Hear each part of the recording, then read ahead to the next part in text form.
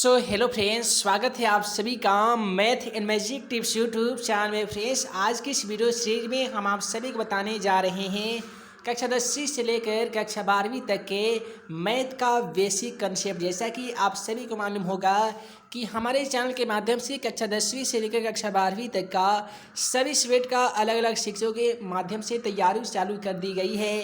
तो चैनल पे नए होंगे तो चैनल को सब्सक्राइब करने के साथ बेल आइकन को दबा दीजिए, ताकि मैट्रिक के साथ इंटर की बेहतर से बेहतर तैयारी आप सभी स्टूडेंट की हो सके। तो सबसे पहले हम लोग जानेंगे मैथ के बेसिक कंसेप्ट में कि अंक कहते किसे हैं। तो आसान भाषा में जान लीजिए कि गिनती के लिए प्रयुक्त किए जाने वाले सांकेतिक चिन्ह को ही अंक कहते हैं।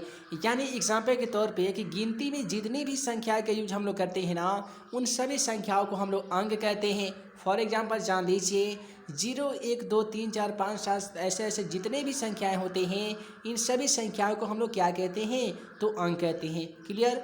उसके बाद में हम लोग जानेंगे कि आखिर संख्या अर्थात नंबर होते क्या हैं। तो आसान भाषा में जान लीजिए कि अंकों के समूह को संख्या कहा जाता है। For example 111, 134, 129। यानी अंकों के समूह, यानी देखिए अंक 1 हो गया, 2 हो गया, इसका अगर ये समूह बन गया तो इसे हम लोग संख्या कहेंगे, अकेले रहेगा तो इसे अंक कहेंगे। ठीक है। जैसे यहाँ पे देखिएगा 1 से 11 है, तो यहाँ पे 3 अंकों का समूह है, जिसके कारण ये संख्या बन गया है।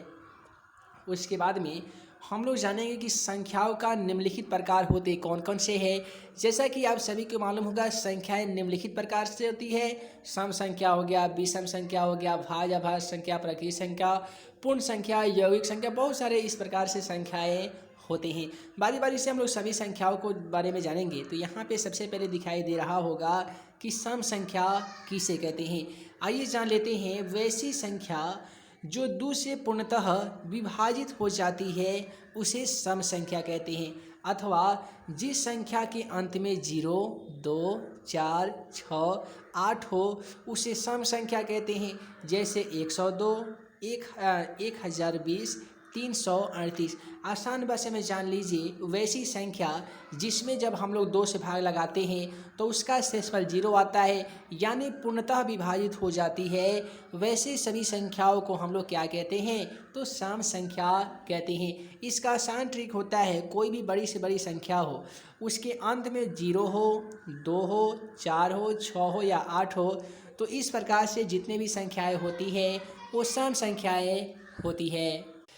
उसके बाद में हम लोग ये जान लेते हैं कि विषम संख्या किसे कहते हैं। दोस्तों, आसान भाषा में जान लीजिए कि वैसी संख्या जो 2 से विभाज्य ना हो उसे ही हम लोग विषम संख्या कहते हैं।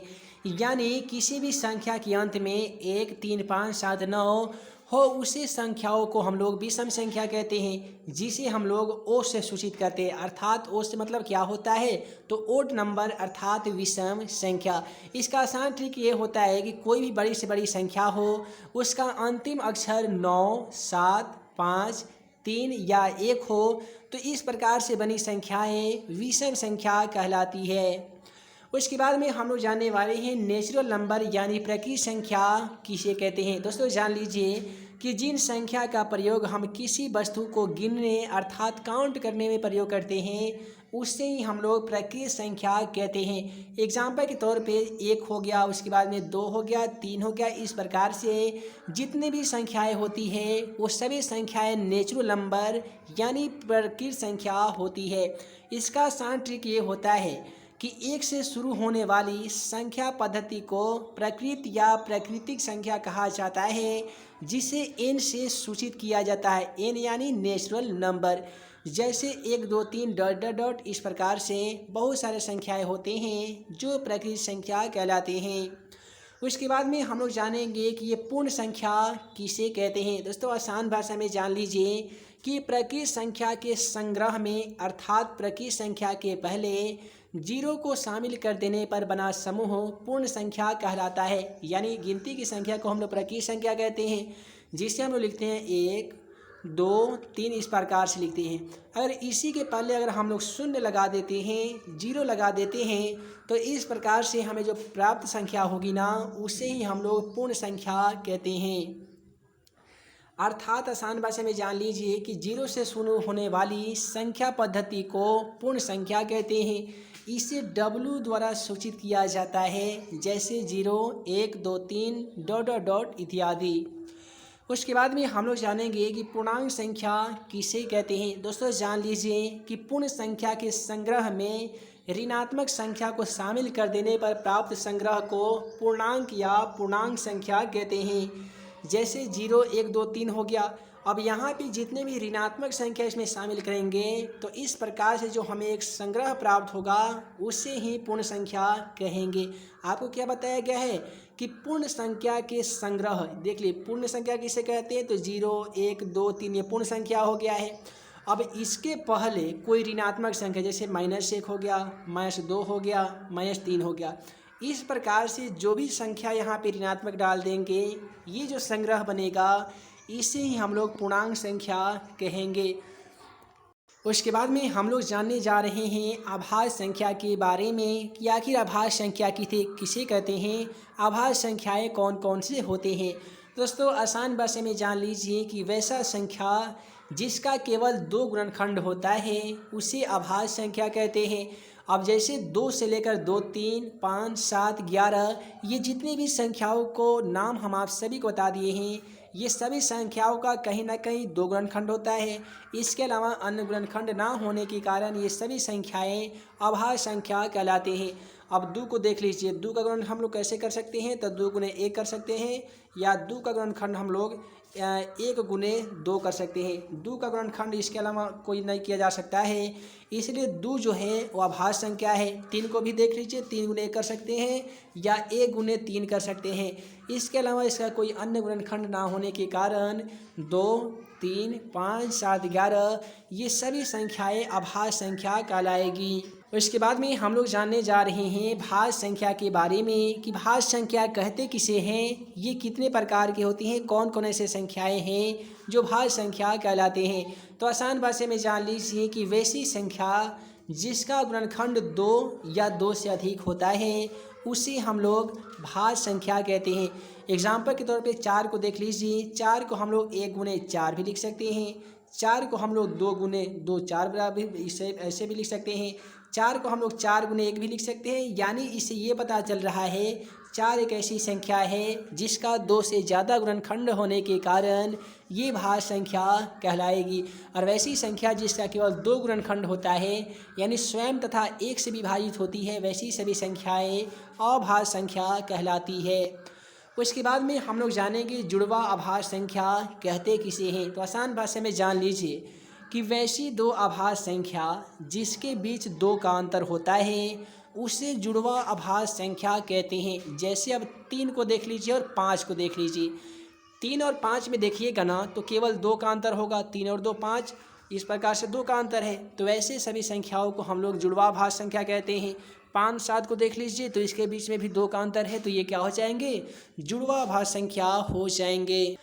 उसके बाद में हम लोग जानने जा रहे हैं कि सअभाज्य संख्या कहते किसे हैं। दोस्तों आसान भाषा में जान लीजिए कि वैसी 2 संख्याएं जिसका मसा 1 होता है तो वह संख्या अभाज्य संख्या कहलाती है।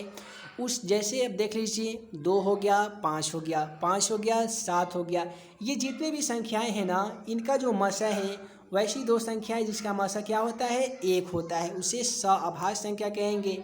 अब मान लेते हैं 2 और 5 का मसा ज्ञात करेंगे तो कैसे करेंगे, 1 गुने 2 करेंगे, फिर 5 है तो 5 से कैसे करेंगे, 1 गुने 5 करेंगे। दोनों में एक संख्या मिलने के कारण इसका मसा 1 होगा। उसके बाद में 5, 7 को देखिएगा, 5 का तो देखिए 5 का गुणनखंड 1 गुने 5 हो जाएगा, 7 का गुणनखंड 1 गुने 7 हो जाएगा। तो इसमें दोनों मिलने वाली संख्या 1 होने के कारण इसका भी HCF अर्थात मसा 1 होगा। तो आपने जाना वैसी 2 संख्या जिसका मसा 1 होता है ना उसे ही हम लोग सअभाज्य संख्या कहते हैं। उसके बाद में हम लोग जानेंगे कि संपूर्ण संख्या कहते किसे हैं, यानी वैसी संख्या जिसका गुणनखंड का योग उस संख्या का 2 गुना होता है उसे ही ना संपूर्ण संख्या कहते हैं। जैसे 6, 28 को देख लीजिए, जब 6, 28 का जब हम लोग गुणनखंड करेंगे ना और दोनों को जोड़ लेंगे तो इसका क्या हो जाएगा कि इसका गुणनफल हो जाता है। देखिए 6 के 2 गुना कितना होता है, 12 होता है, और 28 दूनी 56 होता है। तो जब इसका ये 2 गुना किया गया, इसका योग उसका 2 गुना के बराबर हो जाने के कारण ये जो संख्याएं होंगे ना ये संपूर्ण संख्याएं कहलाएंगे। अब यहाँ पे नोट में जरा ये भी जान लीजिए कि 1 से 100 तक की संख्या में केवल 2 संपूर्ण संख्या होता है। अब कौन कौन होता है, तो वो होता है 6 और 28। तो मैट्रिक एग्जाम हो या आपको इंटर एग्जाम में भी ऑब्जेक्टिव में सवाल पूछे जा सकते हैं कि इनमें से कौन ऐसी संख्या है जो संपूर्ण संख्या है, तो वो संख्या कौन कौन है, तो 6 और 28 है। याद रखिएगा 1 से लेकर 100 के बीच में केवल 2 संख्या है जो संपूर्ण संख्या है। कौन कौन है, तो 6, 28 है, यानी 6 और 28 दोनों हैं। उसके बाद में हम लोग जानेंगे कि परिमेय संख्या कहते किसे हैं। दोस्तों आसान भाषा में जान लीजिए कि वह संख्या जिसे हम लोग P/Q के रूप में लिख सकते हैं, जहाँ Q का जो मान है वो 0 के मान के बराबर नहीं है, उसे ही हम लोग परिमेय संख्या कहते हैं। एक बार फिर से सुन लीजिए कि वैसी संख्या जिसे हम लोग P/Q के रूप में लिख सकते हैं, जहाँ Q का मान 0 के मान के बराबर भी नहीं है, उसी संख्या को हम लोग परिमेय संख्या कहते हैं। अब देख लीजिए, एक को हम लोग 1/1 भी लिख सकते हैं और Q का मान यहाँ 0 के मान के बराबर नहीं है, जिसके कारण ये परिमेय संख्या होगा। अब 2 दिया गया है, 2 के नीचे जाहिर सी बात है 1 छिपा होगा, जिसे हम लोग P/Q के रूप में लिख भी सकते हैं और इसका ये जो Q का मान होगा 0 के मान के बराबर भी नहीं होगा। अब √3 को देख लीजिए, √3 क्या होगा, इसका P/Q के रूप में लिख भी नहीं सकते हैं और Q का मान 0 के मान के बराबर होने के कारण ये अपरिमेय संख्या हो जाएंगे। उसके बाद में आइए हम लोग जान लेते हैं अपरिमेय संख्या के बारे में। यानी परिमेय संख्या का उल्टा ही होता है अपरिमेय संख्या, यानी वैसी संख्या जिसे P/Q के रूप में नहीं लिख सकते हैं और Q का जो मान है वो 0 के मान के बराबर भी हो, तो वैसे सभी संख्याओं को हम लोग क्या कहेंगे, तो अपरिमेय संख्या कहेंगे। एग्जाम्पल के तौर पे √2 को देख लीजिए, √2 का वर्गमूल नहीं होता है। अगर आप वर्गमूल कीजिएगा ना तो 1.414 आएगा। दशमलव उड़ाने के लिए तो आपको 0 लगाना ही पड़ेगा, जिस कारण इसे हम P/Q के रूप में नहीं लिख सकते हैं, इसलिए अपरिमेय संख्या होगा।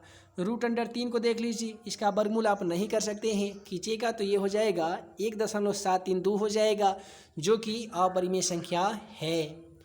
उसके बाद में हम लोग जानने वाले हैं कि वास्तविक संख्या कहते किसे हैं। दोस्तों आसान भाषा में जान लीजिए, वास्तविक संख्या यानी रियल नंबर कहते किसे हैं, तो परिमेय संख्या और अपरिमेय संख्या के संग्रह को वास्तविक संख्या कहा जाता है। यानी परिमेय संख्या और अपरिमेय संख्या को समूह को ही हम लोग क्या कहते हैं, तो वास्तविक संख्या कहते हैं। अगर आप 3 + √2 को देखिएगा ना, तो 3 यहाँ पे कौन संख्या है, तो परिमेय संख्या है। √2 कौन सी संख्या है, तो अपरिमेय संख्या है। इसमें घन अर्थात जोड़ मिलने के कारण इसका समूह बन गया है, ये दोनों एक साथ सम्मिलित हो गया है, इसीलिए इसे हम लोग वास्तविक संख्या कह सकते हैं। तो आज की इस वीडियो सीरीज में हम लोग देखे हैं कक्षा 10वीं से लेकर कक्षा 12वीं तक के मैथ का बेसिक कंसेप्ट। आगे आने वाली वीडियो सीरीज में हम आप सभी को बताने वाले हैं कक्षा 10वीं का मैथ का अलग वीडियो अपलोड किया जाएगा और कक्षा 12वीं का तो हमारा सेकंड जो चैनल है सक्सेस जोन, उसमें कक्षा 12वीं की क्लास चालू कर दिया गया है। तो जितने भी कक्षा 12वीं के स्टूडेंट हैं उस चैनल को सब्सक्राइब कर लीजिए। सब्सक्राइब करने के लिए आपको हमारे चैनल के होम पेज पे जाना होगा, वहाँ पे आपको सेकंड चैनल मिलेगा जिसका नाम होगा सक्सेस जोन। उसे सब्सक्राइब करने के साथ बेल आइकन को दबा दीजिए ताकि वहाँ पे आपकी इंटर की क्लास अच्छी तरीके से तैयारी हो सके और यहाँ पे आपकी मैट्रिक की तैयारी मजबूत हो सके। तो फ्रेंड्स हम जल्द मिलेंगे अगले वीडियो सीरीज के साथ, तब तक के लिए वीडियो देखने के लिए बहुत बहुत धन्यवाद।